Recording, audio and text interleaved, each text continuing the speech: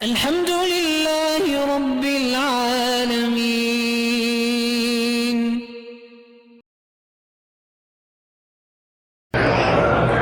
ماموں یا چاچا بہت ہونے پر بھتیجا یا بھانجا شادی مامی یا چاچا نہیں کر سکتا ہے.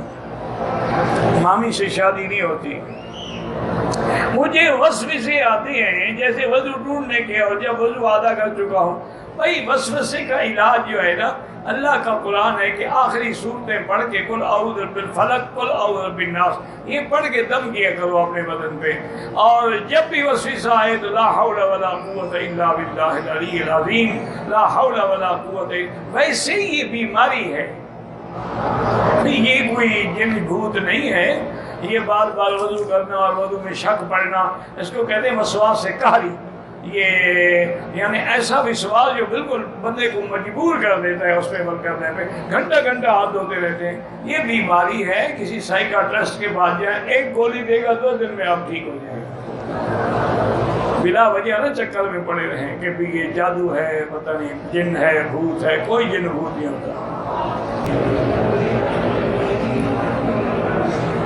کہتے ہیں جی کہ اللہ نے جو فیصلہ ماں کے پیٹ میں کر دیا ہے کہ یہ جنتی ہے تو ہم کیسے حاصل کر سکتے ہیں؟ دعا کرو ہمارے بارے میں یہی فیصلہ ہو کہ ہم جنتی ہوں.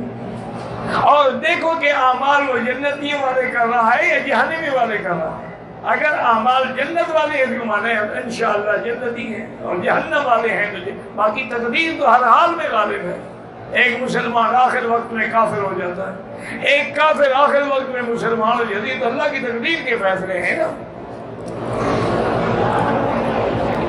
کہتے ہیں جی کہ میرے پاس جب پیسہ زیادہ آتا ہے تو میرا ذہن گناہوں کی طرف جاتا ہے. تم گناہوں کی طرف نہ جاؤ نا, اور زیادہ پیسے کو دین میں لگاؤ, مدرسوں میں لگاؤ, مسجدوں میں لگاؤ, یتیموں پہ لگاؤ. نہیں جائے گا گناہ کی طرف.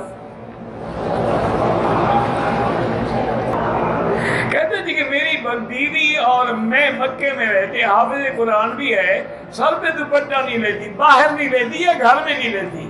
تو فیصلہ تو کرو نا. باہر اگر نہیں لیتی تو اللہ کی لعنت برستی ہے جس کے بال نظر آئے.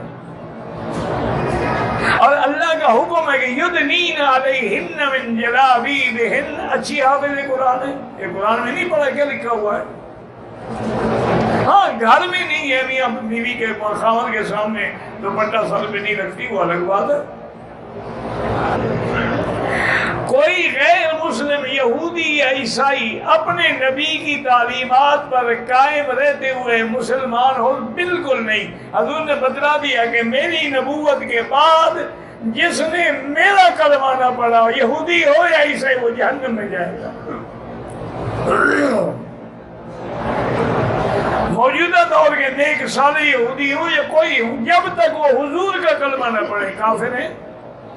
حتیٰ کہ حضور نے یہ بھی فرما دیا کہ آج اگر اللہ موسیٰ علیہ السلام کو زندہ کرے وہ بھی میرا کلمہ پڑھے گا. کہتے ہیں جی کہ میری بیٹی کو اس کے شوہر نے کسی دوسرے مرد سے الزام لگا کر طلاق دے دی, اور نقدی پیسے بھی لیے ہیں. بہرحال اس نے ظلم کیا ہے, آپ پر ناجائز الزام لگایا. اسلام کی حکومت ہوتی تو اس کو 80 کوڑے مارے جاتے, حد قذف ماری جاتی. ورنہ تم اللہ پہ چھوڑ دو, اللہ خود بنا دے. کہتے ہیں کہ کچھ لوگ کہتے ہیں کہ جب رزق اللہ دیتا ہے تو کاروبار بند کر دو. اللہ یہ بھی تو کہتا ہے نا کہ کام کرو, وہ یہ تو نہیں کہتا حرام کی کھاؤ. ایک بات سنتے ہو اللہ کی, دوسری چھوڑ دیتے ہو. اللہ انسانی الا ما سعی, جو کرو گے وہ ملے گا.